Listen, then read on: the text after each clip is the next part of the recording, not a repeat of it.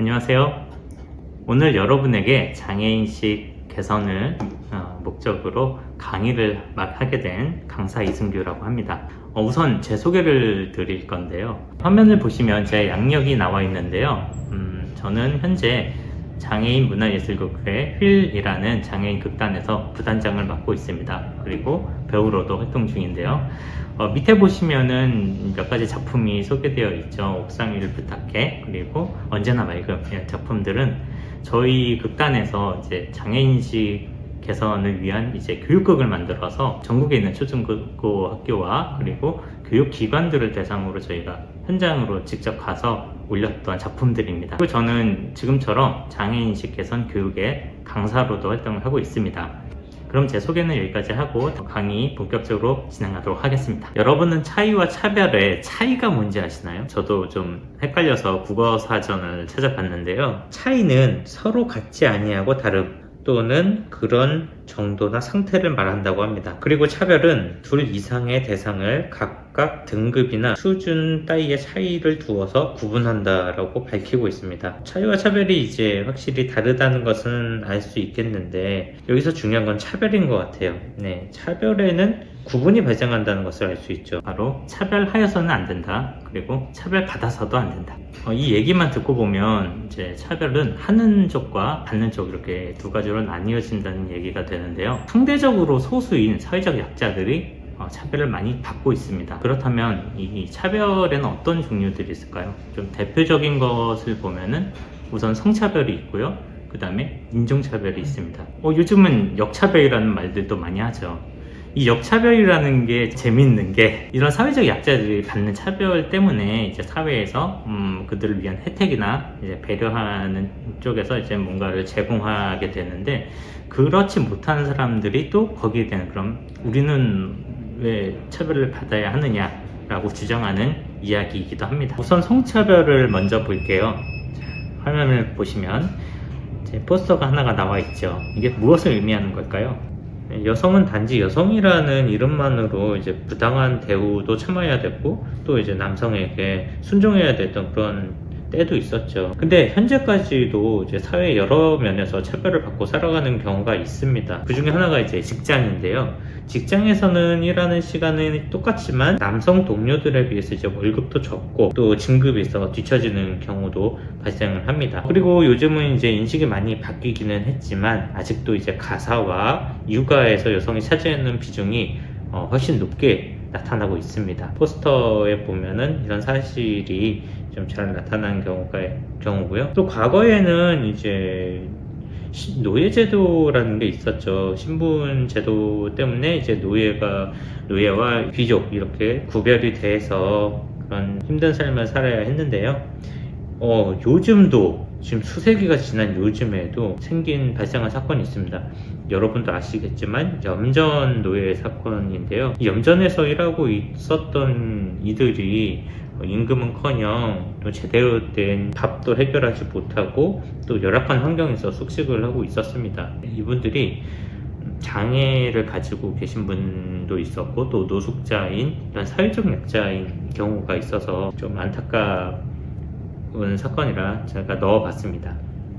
그리고 마지막 사건은 이제 인종차별 반대운동의 부시가 되었던 플로이드를 추모하는 사람들의 모습인데요. 인종차별은 정말 끊임없이 발생하고 있는 대표적인 차별 사례죠. 그 중에서 이제 플로이드는 백인 경찰이 흑인 남성을 제압하는 과정에서 무릎으로 이제 목을 눌러서 질식사한 그 남성인데요. 그래서 이 사건 이후에 이 인종차별에 대해 이제 반대하는 많은 시위가 일어났고 그리고 지금은 인종차별을 상징하는 전 세계적인 반대 운동으로 상징으로 되었습니다. 근데 이 이후에도 이제 코로나가 동양에서 발생했다는 이유로 이 동양계 사람들이 인종차별을 겪는 이 또 반복되고 있는 상황이 좀 안타깝게 느껴집니다. 그렇다면 장애인에 대한 차별은 어떻게 나타나고 있을까요?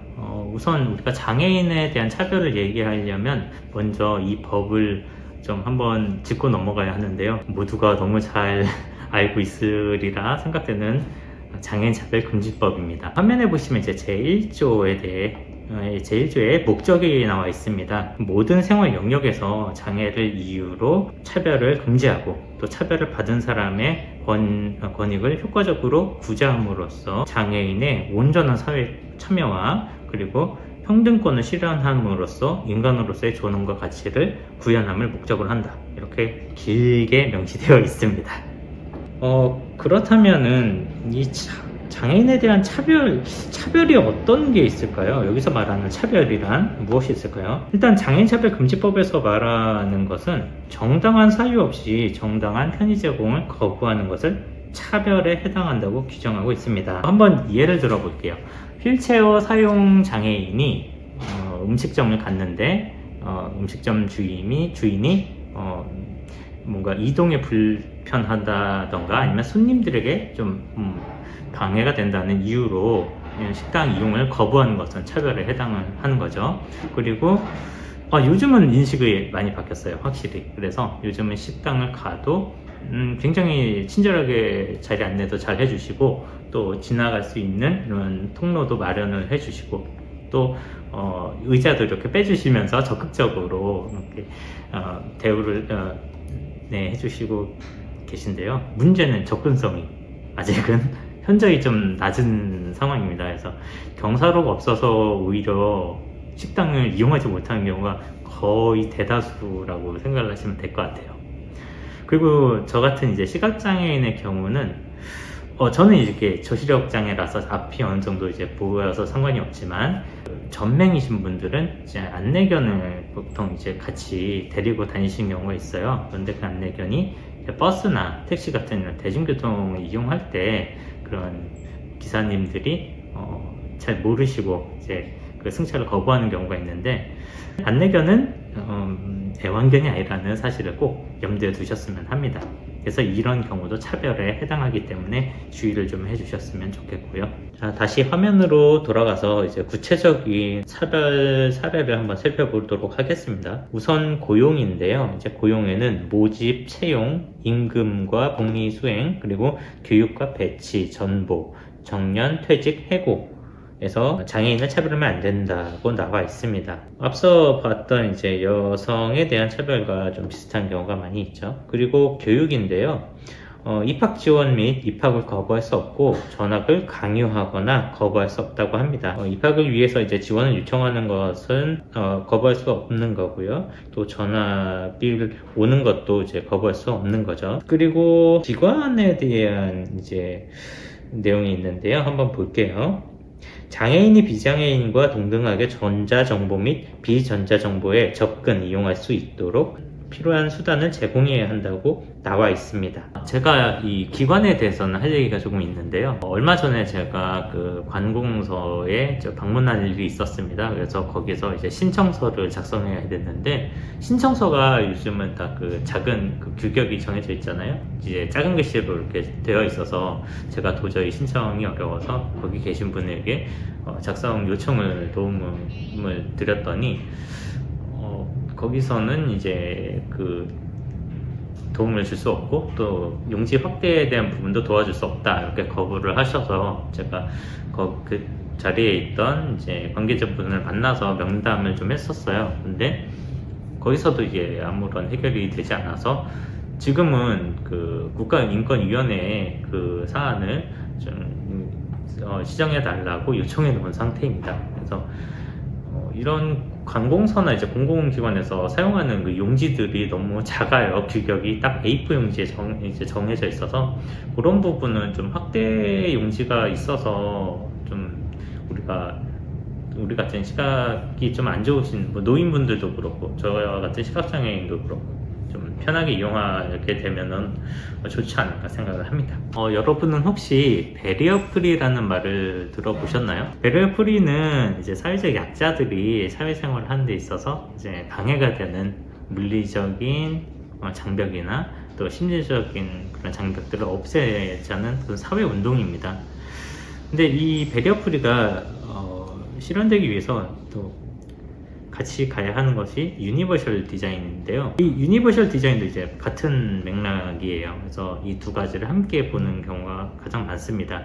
이 유니버셜 디자인은 우리가 사용하는 이제 제품이나 시설 그리고 서비스 등이 이제 장애나 성별 이런 사회적 약자들의 상관없이 그런 것들에 상관없이 모두가 편하게 이용할 수 있도록 디자인하는 것을 말합니다. 그래서 우리가 많이 사용하고 있는 것 중에 이제 엘리베이터가 있죠. 에스컬레이터와 근데 이 엘리베이터도 보면 벽이 한쪽 양쪽 문 양쪽에 이렇게 그 행선지 버튼이 이렇게 설치되어 있는 게 있어요. 그런데 이 눈높이가 높아서 어린이들이나 이제 휠체어 사용 장애인들은 이용하기가 어렵죠. 그래서 가끔 보면은 이제 장애인 전용 표시가 있는 엘리베이터는 이 벽면 옆쪽에도 이제 좀 낮은 위치에 그런 버튼들이 있는 경우가 있습니다. 이게 바로 유니버셜 디자인 때문에 생기게 된 거거든요. 그러니까 모두가 뭐 성별이나 장애나 노약자에 상관없이 이런 것들을 모두 같이 이용을 하게끔 만드는 것이 목적입니다. 제가 얼마 전에 이제 전시관을 갔었는데 이제 아시는 분이 그림을 이렇게 출품하셔서 그걸 보러 갔었어요. 근데 그림이다 보니까 아무래도 시각적인 부분이 좀 약한 사람들은 이용이 어렵잖아요.